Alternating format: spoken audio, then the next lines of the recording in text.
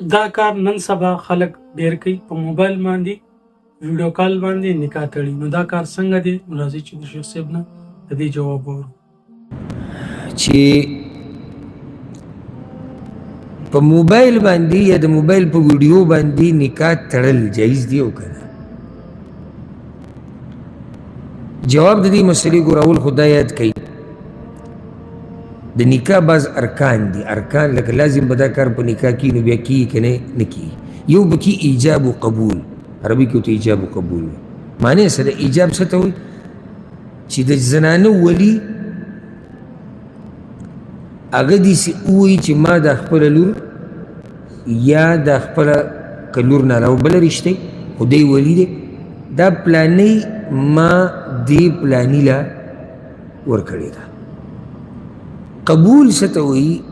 هغه الفاظ چې هغه خاونې وایي یا د هغه د طرف نه چې څوک وکیلي چې او پلانۍ ما ته قبوله ده. دا رکن دی. ورسره دا شرط دی چې دا ایجاب او قبول به په یو مجلس کې، په څو مجلسونو کې وي؟ په یو کې.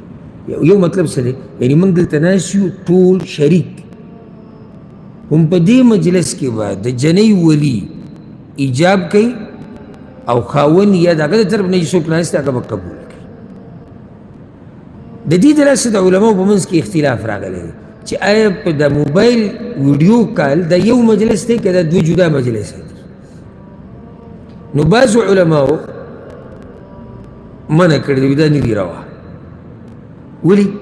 وایي دې کې احتیاط دی، وجه دا ده چې دې کې دوکم کیدی شي، کیدی شي څوک د چا آواز د چا په آواز کې خبرې کوي، کیدی شي تصویر کې کتبه راوکړي.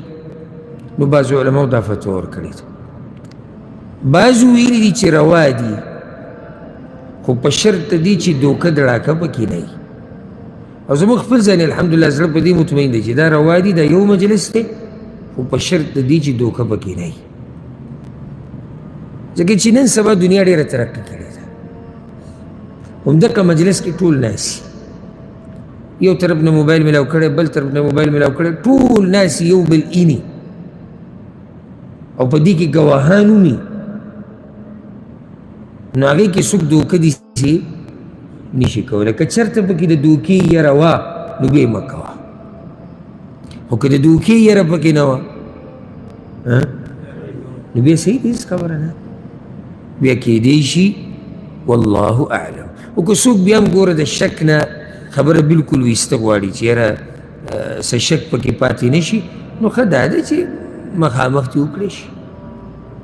که وسي رسي او که وسي نه رسي لرې دي یو بل سره میلاوېدی نه شي، نو الحمدلله نن سبا الله رب العزت دا وسایل دومره موږ ته رانصیب کړي دي چې ډېرې خبرې اسانې شوي دي. دا و د شیخ صاحب قیمتي بیان چې تاسو واورېدلو. د دغه شان اهم او ضروري بیانونو لپاره تاسو زموږ سره اوسئ. السلام علیکم ورحمة الله.